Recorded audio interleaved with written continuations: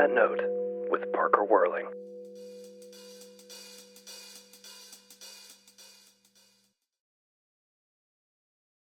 All right, we got Eric Peters here, Perfect Animal, on the pod for the second time. Yeah. We're going to be talking about the new album, Muscle, which is actually out right now as you're listening to this. And, of course, we're going to plug the show that we got this Saturday. It's December 6th, and it's at Smiths Olde Bar with them in uniform, Michael Carnes, me, and then Perfect Animal. So come on out, Smiths Olde Bar, December 6th. It's going to be a great night. Yeah. I'm so excited that you're on the build. I know, man. I remember after the pod last time, like as soon as we ended the pod, you were like, you got to do our album release show. I'm like, I'm down. Yeah. And then here we are, like 9 months after that. Yeah. Finally making it happen. I'm excited. You're one of my favorite artists. So I'm just glad you're on the build, dude. I appreciate that. You really are. That's really sweet. Yeah. We need more music though. I Gumball know, is man. so good, dude. Hey, thank you, dude. Well, yeah, you'll hear it at the show. Oh, your new tunes? Not the new tunes, Gumball. Hell but yeah. I am working on an album right now, a Yes. debut album with my buddy in Nashville. That's what His I name want to is hear. Beaton. Yeah, I'll show you some stuff after. Yeah, man. But yeah, it's been a while since I've put out some music, so I'm excited to get the ball rolling. It'll probably be like maybe spring of 2026 or like maybe right before that, like February or something. That's the goal. But yeah, I'm excited to get into your new album, Muscle. You also, you put out Over and Over right before that. We did a little surprise kind of release thing. Yeah, that was awesome. Yeah, I love it was that fun. one. Yeah. What inspired the surprise release? Michael just wanted to do it, and Nice. Shout out Michael Hitchcock. yeah, Argyle Records. I was just gonna let the album roll out or release next week, but he wanted to do it, so I was like, whatever, man. Yeah, That's awesome. sure.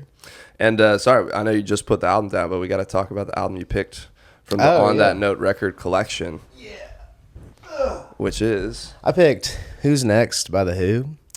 And the reason I picked it is because, I don't know, it's just a very formative thing for me. Like, when I was in high school, VH1, like, came out with a Who documentary type thing.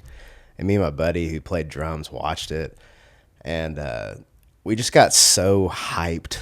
Like, that was, like, one of the most vivid, inspirational music memories I had, was watching this Who documentary, getting so jacked up on how hard they played and how rebellious the shit was. And after we watched it, like, none of us knew how to play any instruments. And, like, I played until my hands bled.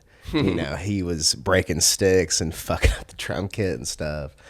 And I just remember, like, that was Keith the moment. Moon was out of his mind. Yeah, for sure. And that was the moment that was, like, that made me really love music, I think. Whoa. That was, like, the start of it. So, props to The Who. I really love them. I hate to say that I don't know them like a whole lot. I have this album, and just because my dad got it for me. Yeah. But I love the hits, and there's a few others I like, but I'm a little uneducated when it comes to the world of The Who. But I do really like just the songs that I do know, and I know that John Entwistle, is he the bassist? Yeah. He's also a freak. When you really break down some of his bass lines, it's like there's nothing simple going on. Yeah, man. But it somehow works. And I played bass for like 10 years before I played guitar. Yeah. And, like, I really loved Entwistle. Like, he was my favorite musician and just very inspiring. Do you have a favorite song on this album? I love, off this album, generally, if we're talking about Entwistle, there's a song called The Real Me off of Quadrophenia that's really good. But this one has a bunch of them. I mean, as Bob O'Reilly, Bargain, Love Ain't For Keeping, Song Is Over, Behind Blue Eyes, Won't Get Fooled Again. So it's hard to pick one off this. If I had to, I guess for nostalgia purposes, I'll go Bob O'Reilly, just because instant nostalgia. Yeah, I mean, that's a classic. I remember hearing that for the first time in the car, being like, what is this? When the synths come in. Yeah. It's not, and they're not a band like I listen to now, but it's just like, I don't know. Bands exist in little time capsules, Absolutely. Like, at the time, just like such a great band. They really throw you back to a specific era of your life. Yeah, man. I also love that album cover. It's pretty sick. Yeah. Like, I don't know where that is, but I know. The monolithic structure and the Yeah, it reminds me volcano. of like 2001 Space Odyssey. Yeah. With the big monolith. That's so sick. There you go. Who's next? But going back to Muscle, the new album, last time I had you on, we were talking about Soft Applause. Yeah, that feels like a long time ago. Yeah, but it's really not. I mean, Yeah. 8 months ish is not long after your previous album. I can't remember if you put out Soft Applause right when we did the episode, or maybe it was a little bit before. I think it was April 2024. Okay, so it was like a year before. But either way, I'm just curious, the lessons that you've learned from that album. Were there anything that you came into Muscle with this new album? I think one of the big things was, in Soft Applause, the 10 songs we put on the album, like those were the 10 I wrote. Like that was the whole source material. And I wish that I had written more songs to choose from and kind of winnow away. So this album, I demoed like 17 songs and then really chose the best ones as we worked through them. I think that was the big difference between the two, which really helped. Like it makes your sequencing of your album easier. There are no kind of awkward moments because you can just kind of sub in another song if you want to. So functionally, as we work through it, I think that was the biggest advantage for this new album. Already having a repertoire to choose from. Being able to eliminate weak songs after you've kind of worked through parts of it, that's a big advantage for sure. And that means I spent more time in the demoing stage, but it was really well worth it on the back end. Yeah. How far do you take your demos? It depends. Like if I'm really feeling it, I'll go until I don't feel it anymore. So like there's a song on my album called Movie Ending that I just was really in a mood, and I demoed everything from the little drums to the bass to just everything. And like I was really inspired on that. I did it in like a night. But then other songs, it's like all I got is the basic rhythm guitar thing, and that's all I leave it at with no vocals. It really just depends on like, I'll go until I'm no longer inspired. Yeah. But, I'll be aggressive in it, I don't really care about source tracking or the quality of my tracking that much. It's more just like rip and go. Yeah. Sometimes though, when the inspiration hits, you're like, oh, I have to keep this going as long as possible because I'm not going to have it tomorrow. Yeah. You lose it, dude. Yeah. It's like, even if, like, I'm sure, you use voice memos and stuff. Totally. And there's so many voice memos that you make that are like, when you woke up in the middle of the night to record the little voice memo, like it's just in your head, crystalline clear. And because you didn't pursue it like a couple hours after or like in that time frame, it just sucks. Like, you can't go back into it really. No. That's not for every song, but like a lot of those little ideas, I feel like just go away. Yeah. The amount of times that I've woken up from like just a deep slumber and there's something that sounds so good in my head. Yeah. And I wake up and I record it. I'm like, thank God I recorded that. I can listen to that tomorrow morning. And then I hear it and it's like, and it's so sleepy. Yeah. I have no idea what I'm saying. Like, okay, well, that isn't going to be anything, I think. I think, I do think a lot of ideas do come from like the subconscious soup. And it's like when you are in that sleep state or that kind of area in between, you're just like you not do really get thinking good about ones. it. I know, man. I'm trying to do the same thing with lyrics. Like I have a song I'm working on right now that every time I try to be like really intentional with the lyrics, they don't work as much. Yeah. For this one song at least. So I'm trying to like find this weird middle ground of like intentionally knowing when it feels good, but not trying to like create this story or whatever through the lyrics and like making sure everything matches perfectly or like makes sense even. I just want it to feel right, and that's hard. I have that problem for sure. It's like the more you focus on it, the worse it gets or something. Yeah. I feel like, it's just got to have that ambiguity in it. And the more your conscious brain wants to figure it out like a puzzle, the worse it gets, I feel like. Yeah. Yeah. Yeah.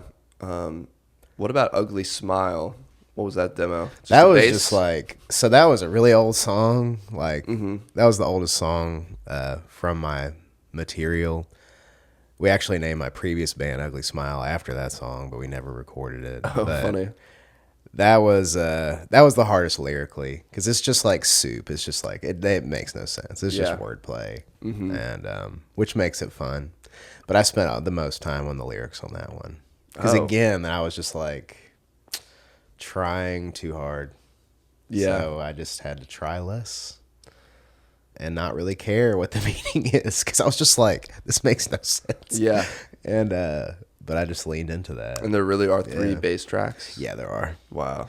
Which was kind of cool. It was kind of accidental, but like, if you listen to it with headphones, like, you can hear like each of the 3, they're each a little different, and so like you can hear the slippage between the 2. So, and how it's panned and stuff, it kind of gives it this unique shifting feeling.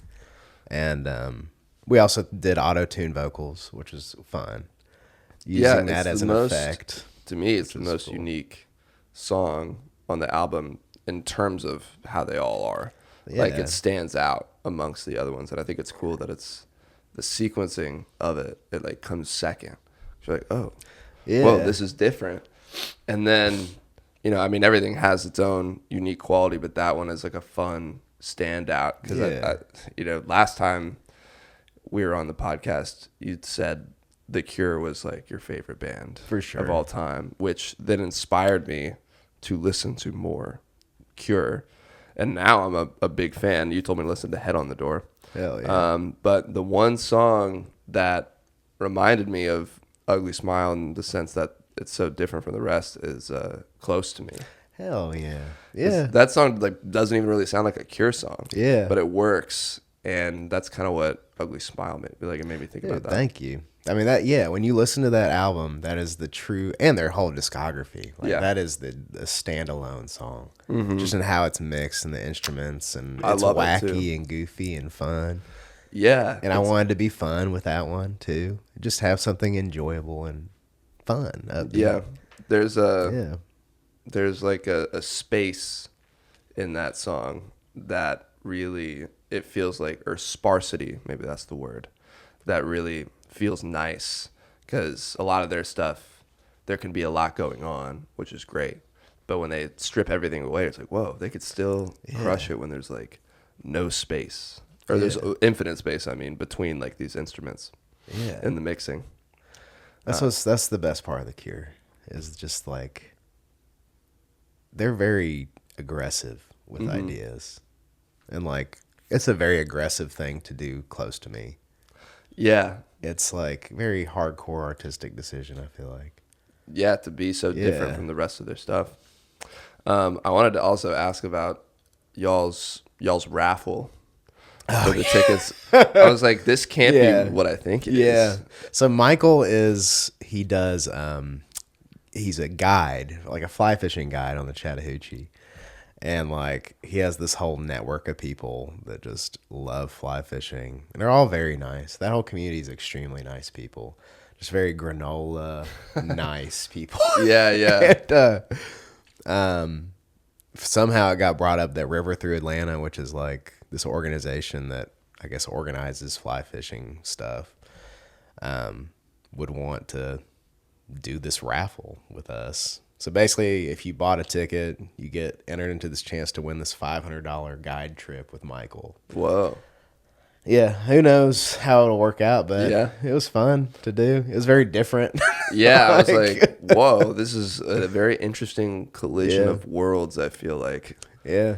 I can just imagine some like indie kid from EAV being like, wait, what? I didn't even mean to win this raffle. Now I got to go on a fly fishing trip. Now I got to go get up at 4 and... Yeah. Oh my God, 4 a.m. Dude, Michael gets up so early. When he was starting, he wanted to like test run me like as if I was like a new client, because I know nothing about any of that. And I got up at like 3 or 4 in the morning, and I was just like, "Oh my god!" It was so brutal. But once we were out there, it was, and you caught a fish. Beautiful. It was really awesome. Yeah, it's a very pure experience. Yeah, it's like completely silent. Yeah, like that time of day on a river too. On the Chattahoochee. The Chattahoochee's like right there. Yeah, it's kind of crazy. I didn't really think that would exist this close. But yeah, we kind of take it for granted. Yeah, this big ass river. Have you ever shoot the hooch? Mm-hmm. Yeah. Not in a long time. Me either. Me and my friends used to go like take canoes out there and go jump off the cliffs and stuff. Whoa. That was fun. I never did that. I don't think I ever got in the river. It's pretty dirty. Yeah. But, I mean, it looks disgusting. Yeah. I remember just drinking beers when I was 19, Drinking fucking Natty Light. Yeah, it's something warm gross. Natty Light. We're all tied up on our tubes and everything. Yeah. But yeah, those were the days, man. That's cool though. I'm curious who's gonna win it. I am too. It's more Michael's kind of handling it. Yeah. But yeah, we'll see. That is really creative. It's pretty fun. Yeah. We're working with this guy named Ethan who works with Recess Party and Honey Knife. Oh, Ethan Golahan? Yeah. Yeah. And he was telling us, to like try to find these kind of unrelated, like people who would like your music and unrelated interests. Like his examples, like you're a pop punk band and you kind of market to like Lord of the Rings fans or something, like these random interesting things. So we were like, might as well try it with these fly fishing people. Just see. Yeah. And it is weird how that stuff, how people's brains can think like that. Yeah. The really, really good marketing. Yeah, I'm not good at marketing, but it's hard, man. Well, nowadays try. we have to do 8 jobs for our own music. Like we're not, we can't just make the music. You got to be the marketing. You got to be the salesman. You got to be everything. You got to produce sometimes. Yeah. It's hard at the end of the day when you've like recorded reels or whatever to like make yourself sit in your DAW and like demo out something. Yeah. It's a lot. You got to do a lot for sure. Mm-hmm. Social media is just a grind. Yeah. It can be fun, but when you put the pressure on it. Yeah. That's what I've started to do less of, I think. Just have fun and like whatever. Like I'm rigid with like I want to post X number of times. But with what I post is like whatever. I don't really take it too seriously anymore. Yeah. I feel like that's better. I feel like it does. It really can get you some good amount of like fans. Like no doubt. I've never in my life had random people reach out to me and be like, yo, this is sick. Like I'm a fan. Like I really like this until I started posting. Yeah, man. On TikTok. And it's like, I don't know, something about the way I don't consume a lot of music like that at all by scrolling through TikTok. I barely scroll through TikTok. I really just post and then get out of there. But it's amazing that there's a lot of people who find their music that they listen to through TikTok. Yeah. And then, I don't know, it's interesting. Like, I don't think it's necessarily a bad thing, especially not for us if we're the ones gaining from it. But it levels the playing field. It does level the playing field. There's also a lot of competition at the same time. Yeah. So it's good and bad. Yeah. But, if it's also hard to find a way to make it right for you. And, everybody goes through that weird, or at least I did, of like feeling like you got to do too much for TikTok and then realizing nobody wants to see like a whole production usually. Yeah. They just want to see you playing your song on your couch, or I do like a lot of pictures actually. Yeah, I've seen that. That like, works well for you. It does. Yeah. I did it once. I was like, I can't believe people like this, but it's literally just 3 pictures. Yeah. I'm like, yo, what's up? My name's Parker. The next one's like, if you like these bands, you like my music. And then the next one is a picture of my Spotify that's like, go follow me. Yeah. And for some reason, they like that one. And then it rewards you for doing the same thing, which is kind of weird. Yeah. Like, okay, whatever. If people are vibing with it and they find my music from it, that's cool. Absolutely. But I'm curious about, Michael. You said you were working with Mike. Argyle Records. Mm-hmm. What is it like working with, the guy who's producing the band is also in your band? Well, this year, I mean, since Soft Applause, it's been a huge transition. We've grown a lot, man. Like, I demoed all those songs, and we still had our original lineup from Soft Applause, and we just had issues. And, like, mainly, like, people wouldn't commit to, like, regular scheduling. And so in 1 week, I kicked out our lead player and our drummer. And so it was just like me and Alex. And so I had to like replace those two members in the middle of making this album, basically. Mm-hmm. And This one? Yeah. Whoa. And so I had worked with Michael on Soft Applause, obviously. And I just really enjoy Michael as a person. We're just really good friends. And so that worked out really well and really conveniently. The drumming situation, not so much. That took a while. Yeah. Initially, we had a backup drummer, Radley Fenimore from like Better Yet. Yeah. And plays with Atticus Ronis Yes. too. And so he was our drummer for a while. He was our backup drummer for a while. And then he became our primary drummer for a couple months. And he tracked half the albums on the songs on the album. Oh, and, I didn't know that. But it came to a point where he just had too many projects and couldn't give me the time commitment that I needed. So we went for another guy, and then we eventually got Sam from Equal Creatures, who had just left Equal Creatures. And I didn't know that she was in Equal Creatures. Yeah, and she, I always loved her drumming, and it was really like just a special moment that happened. Yeah. And so now we're good. We're set. And I really, really, really enjoy working with Sam and Michael, like a lot. They're just very nice people. And they're very good. They're very excellent musicians to me. They're really good to work with, really enthusiastic. Being a good hang is huge. It is, man. And just not being an ass. Just not being a dick. Yeah, literally. Like that's half of it. Just like Pretty be a much. good person and be honest with like what your time commitment is. But yeah, working with Michael's been great. I really love our practice space is our studio, which I've never had before. We've usually gone to these shitty little like rehearse live and like these little.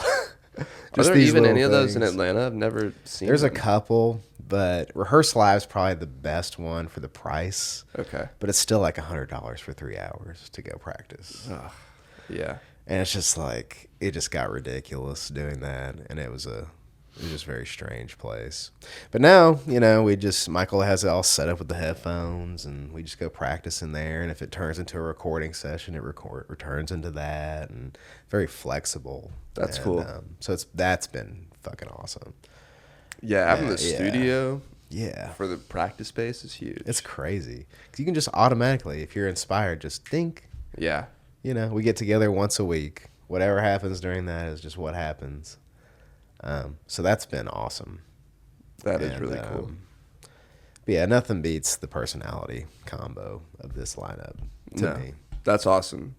Yeah, you want to be able to like enjoy being around the people who are help carrying the tunes to life. Yeah, man. Especially at this stage, like I'm sure if you're in a band with people who, you're touring the world and that gets a little intense, then I can understand that. But it's like, man, if we're just playing some fun shows, locally, like, or even on a small tour, it's like you better enjoy being around them. Like, it's not worth that. It's like the most enjoyable part of my life is music, and and everybody's just committed to getting like it's not about like the objective numbers like streaming and whatever. It really is just about like getting better every day. It's like that. It's that personal race, defeating yourself over and over again. That's the addicting part of music. And like, so enjoying it and self-improvement. Those are the two things. And my bandmates are really great at that. They just want to get better and be better every day. So, it's easy to get kind of down on yourself if you're too outcome oriented. Yeah, for sure. Because it's a hard game. But it feels gross after it is a while. Gross. There's nothing wrong with being like, outcome oriented in the sense of the outcome is not to get 100,000 monthly listeners by the end of the year. Like, that's going to be really tough.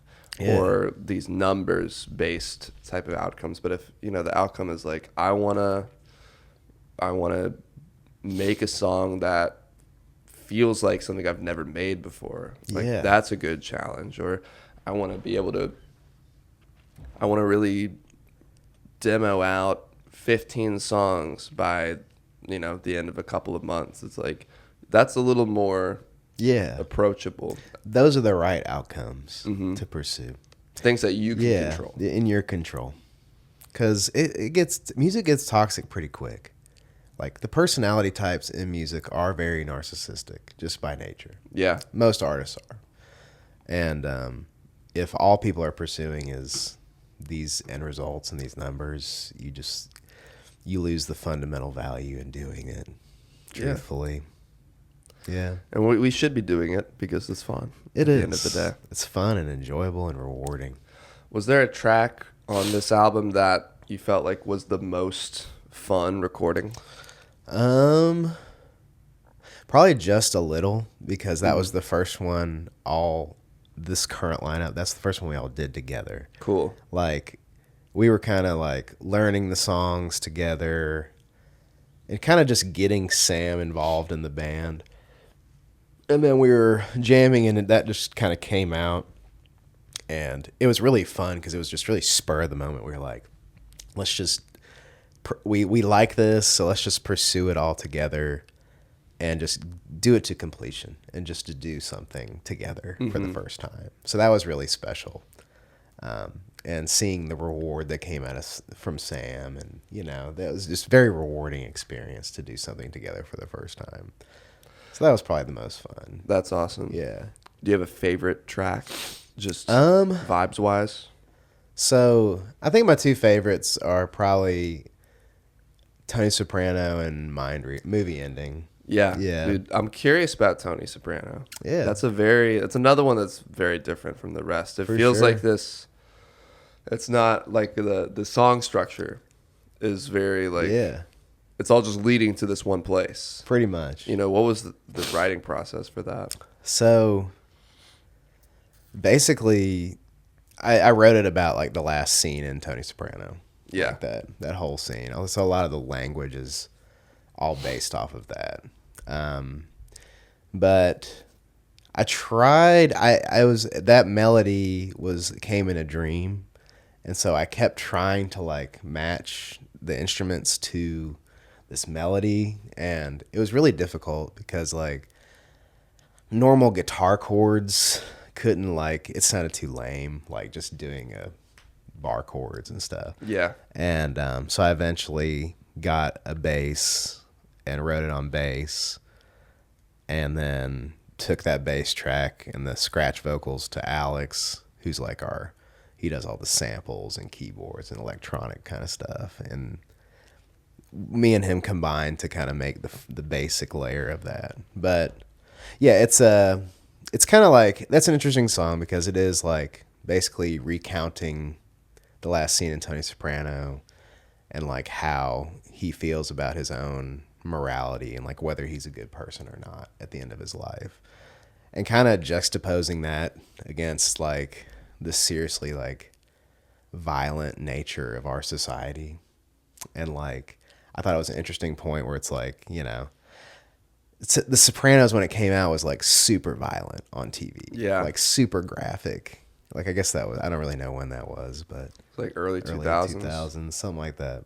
And like, but the ending scene, like they didn't show him dying or something. And like, when you compare that to all the violence you see every day in America, I just think it's interesting to put those side by side together and compare them. Because it's just all the school shootings and gun violence and people die every day. Like, it just bothers me. Like, I'm very, like, I think above anything else, I'm very peaceful. Like, I'm a pacifist. Like, I think if I was in a room and somebody was like, either you kill this guy or you die, like, I think I would die. Like I don't think I just don't. I don't know. I'm just very pacifist and anti-violence, and so I just thought I just explored a lot of different things through that song, through the lens of that final scene in The Sopranos. Yeah. Well, it's interesting. Yeah. You also say it came to you in a dream because it feels like this weird dream-like trance you're in that song. Yeah. Like it doesn't feel. It's certainly not a verse chorus chorus type of song. It just feels like you're being like. You're in the deep sleep and you're slowly coming out of it. Damn. And then all of a sudden it's like. Yeah. On to The the gunshot next. You're like, goes oh, off shit. at the end. Yeah. At the end is like Tony's trying to say I'm sorry, and the gunshot goes off and prevents him from saying he's sorry. But Was it always about Tony Soprano when you had the melody and everything? Whoa. For some reason, I really don't know why. It was like I think I was scrolling like late at night, and like I was just going on a haul on Soprano stuff. Yeah. And so for some reason it was like that. But it's very linear. It's a very linear song. I like linear songs. Like they're very fun to write because of how they move. They're not circular. They're just linear. And so like Only Nearer is like that. Tony Soprano is like that. So I think they're really fun songs to write. It's an interesting format to write in. Yeah. It's a little intimidating to me to be able to. I feel like I've had one song that was like kind of, I wouldn't say it was linear, but I tried to go like there'd be like 4 different sections, and that's just tough doing that. Those are hard, dude. Yeah. But that's very progressive, Yeah. But linear is cool because it's like to do that well is tough because it kind of is fighting against your instincts, or at least pop instincts. For sure. To repeat something. Absolutely. But it's a fun format. It's a fun format to write in. I'll have to challenge Definitely. myself to try to do something like that. I It's love very, that one. It's very odd. Yeah. And my favorite, I think, is Give Me Your Number. Really? Yeah. Oh, yeah. I don't know why. I mean, the second it came on, I was like, That was another one of This those one rips. fun songs. Yeah. It's like Ugly Smile and that song. They're kind of siblings. They're just kind of enjoyable, poppy, fun songs. yeah. And there's a don't lot mean of, a lot. I love the break with the voices. Oh, yeah. And there's a lot of that on the album. I mean, in Yeah. Tony Soprano, there's that. Was that ever like a conscious decision to sprinkle those things throughout the album? For sure. It was, there was a couple objectives that we wanted to achieve in the album. And one of them was incorporating Alex's love for like electronica. So Alex, I won't reveal his artist name because he likes to be anonymous. That's part of his thing. Okay. But he does like, it's hard for me to describe this because I don't really know it that well. But it's called vaporwave and like electronica sampling, this whole world, and it's fascinating. Like it's like he's a genius, honestly. Like when you hear these arrangements that he does, like he can evoke these crazy emotions like absolute fear or absolute joy or story. It's like some of the songs are horrifying. Like, oh my God. Scare me. And so we wanted to incorporate a lot of that into it. And so one of the themes in the album totally is just like, we were just like, hey, Alex, supplement this song with whatever you want to do. So that kind of turned into that.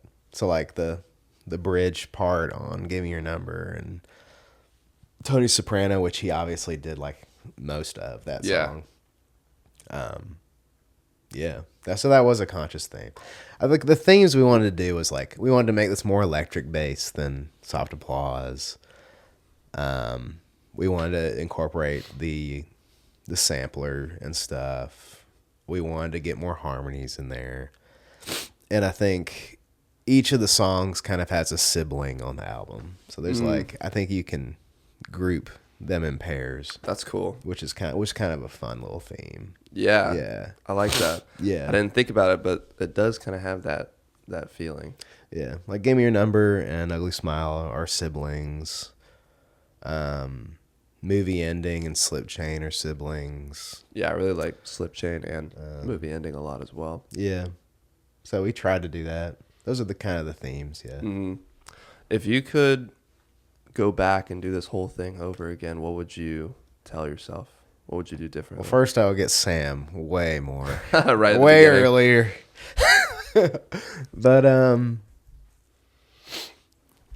I would say just, trust my bandmates in my process. Because, like, I do think, especially because I demoed 17 songs, like, there were moments where I was like, damn, I like this song. I don't know if it's better or worse than this song and whatever. And, like, just leaving it to, like, Michael or Alex or whatever to tell me what they liked best was, I should have just listened to them earlier. Yeah. Because they don't really bullshit me. And, but yeah, I would say commit to.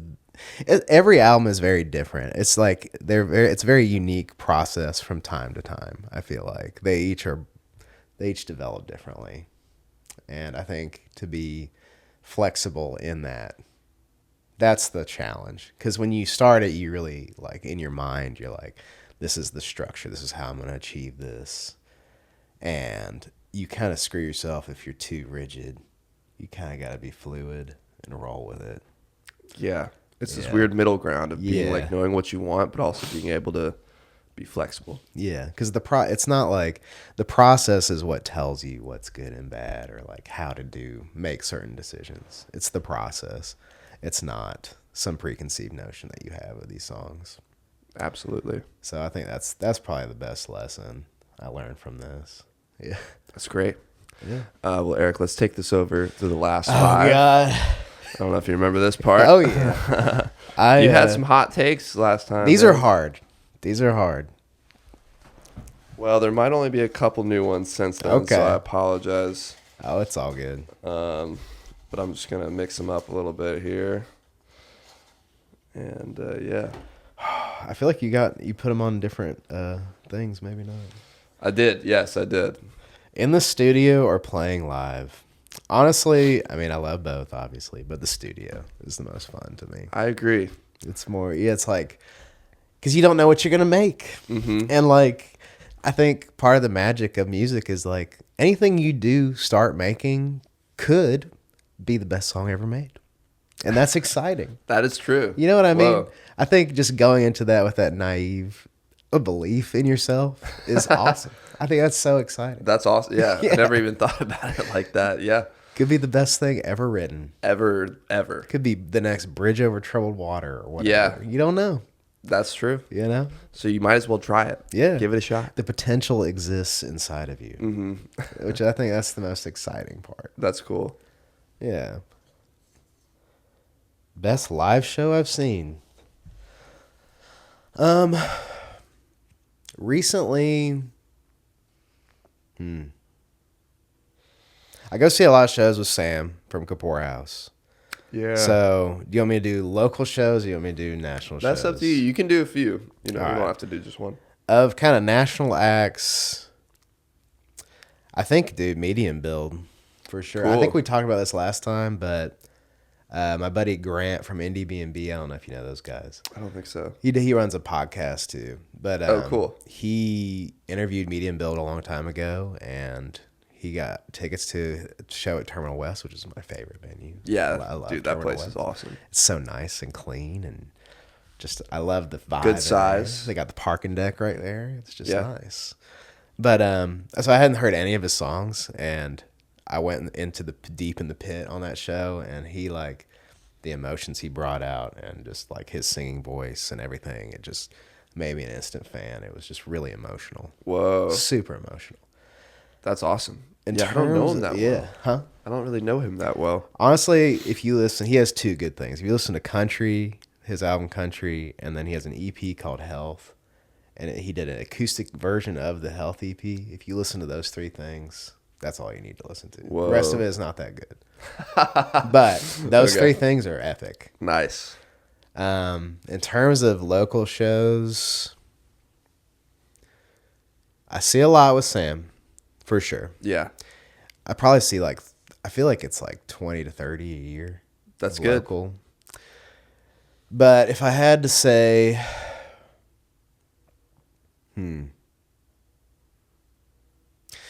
Sam put on a show at Eddie's Attic with I'm gonna butcher her name.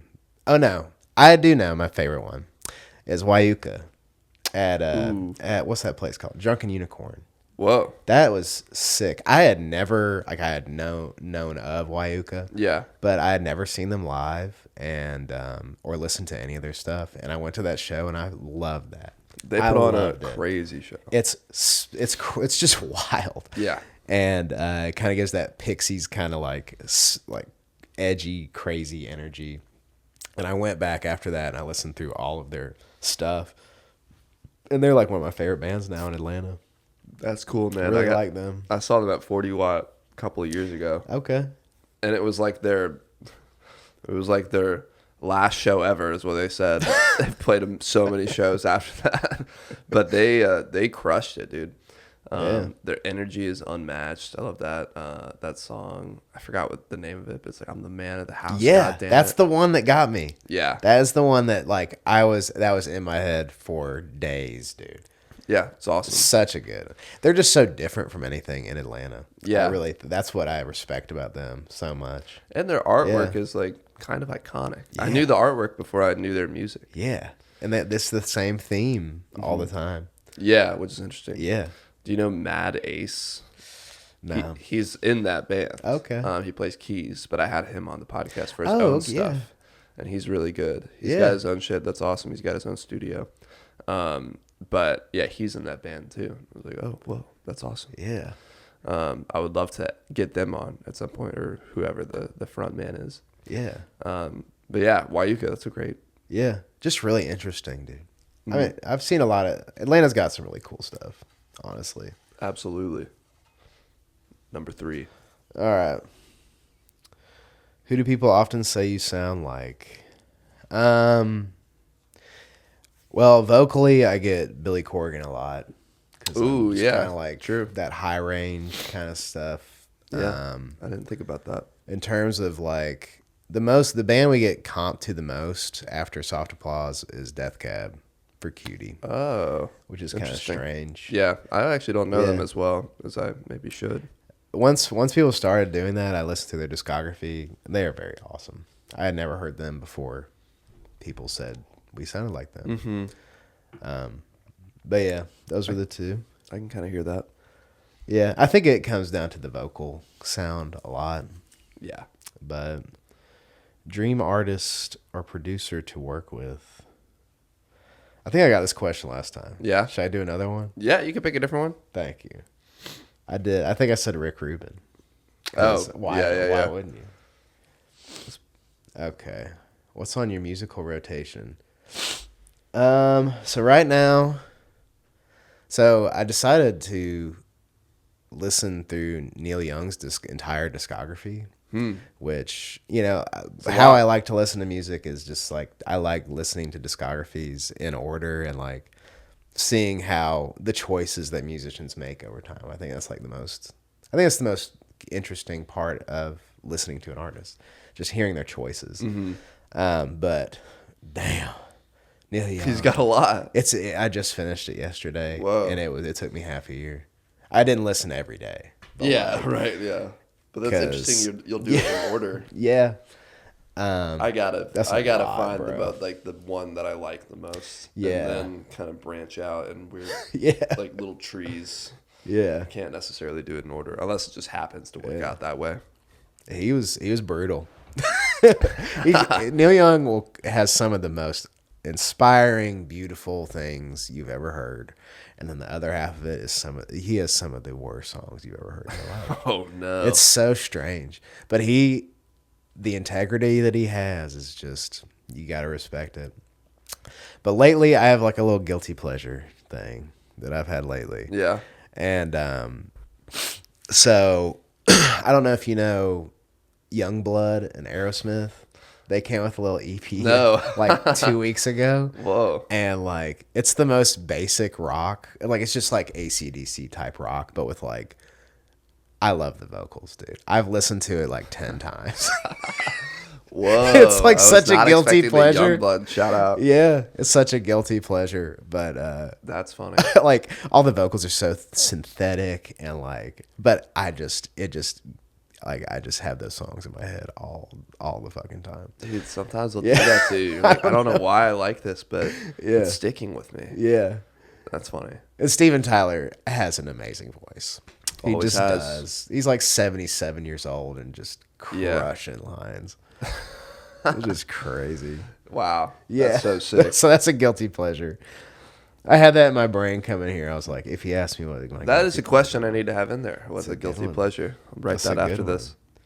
Perfect album back to back or front to back. Last question. Oh my God. There's a lot. There's a lot of them. Yeah.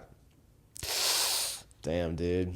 I mean, like, Van Morrison's Astral Weeks is perfect. Astral Weeks? Yeah. That's a really good one. Yeah, I need to really, every once in a while, I'm like, I'm going to listen to that because people say that that's like one of the best albums of all time. It's he basically just hired a bunch of session musicians and just made them improvise. Like, I don't even know if I think he just told them the key and like they just did improvised. Whoa. The whole album's like that. And yeah, it's a very super strange. raw album. I think when I listen to albums, I think the most inspiring thing isn't necessarily like the songwriting and the tones and stuff. It's more like the spirit of how they made it. Like, I think that's inspiring. I think that's why I like The Cure so much and like that Van Morrison album. It's just like some things you listen to and you're just like, that's just super pure. And that just like makes me, and like Neil Young too, that like gives me new insight into myself and how I can make an album. I think stuff like that's inspiring. Integrity is inspiring out of anything. So that's really cool. Yeah, not necessarily hooks. It's like how they work through stuff, how they produce their music. And the story of an album is always interesting. Yeah, and how people approach music, I think that's what's inspiring the most to me. But yeah, I think that's... Dude, that's great. I gotta say here on live that, your recommendation of Head on the Door by The Cure was like spot on. You nailed it. So I was like, I remember last time I asked, which album should I listen to? And you're like, you should listen to Head on the Door. And that's the one I always go back to. Yeah. That one is... That one feels like you for some reason. I don't know why, but yeah, you nailed it. Because I love, Friday I'm in Love. Or is that what it is? No, but it's okay. Saturday? Oh, In Between Days. You talking about In Between Days? I'm just saying separately. Oh, yeah. On the other Friday album. That album, like, I like it. Yeah. It's cool. I listened to it after listening to, what's it called? Head on the Door. But I don't know, something about Head on the Door. It's like everything is just exactly what I want it to be. It's very cohesive. Not that the other ones aren't, but I think the other ones have some longer songs. For sure. And it can be a little daunting. But I just love, is it Tokyo something? Yeah. Is it just Tokyo? It's, what's the city in Tokyo? It's, Tokyo is the city. Or, it's not Tokyo. Kyoto. That's what it is. Yeah, I'm like, what the fuck? Yeah. It's like oh my God, those are like the same letters. Yeah, they are. Yeah. An anagram of each other. But, that album really, like, over the last week or two, I've been going back to, because we were planning this podcast. I'm like, I want to go back and listen to The Cure. I'm like, yeah, this album still fucking rules. They're very refreshing. Yeah. Just like how they go about it. It's just cool. Yeah, some weird sounds on it that they were getting. Why Wayuka's interesting. It's just different and fresh. Absolutely. Yeah. That's what's great about music, man. Yeah, it's all different. It's all, well, not all fresh, but a lot of it can be really fresh. Yeah. Especially Muscle by Perfect Animal. So everybody go stream it out right now. It's on Spotify or Tidal or whatever you use. Anywhere you stream your streams, man. That's right. And come see the show December 6th, Saturday night at Smiths Olde Bar. Them in Uniform and Michael Carnes opening as well. I appreciate you having me on the bill. I'm excited to play with you guys. I've wanted to have you on a bill for a long time. I just love your music. Thank you. I want to hear you full band. Yes, dude. I really do. Yeah. I'm excited to see you all play as well. It's going to be a great night. So make sure to come out, buy your tickets ahead of time. Smiths Olde Bar. All right, Eric, thanks again for coming on. Thanks for having me, man. On that note, with Parker Whirling.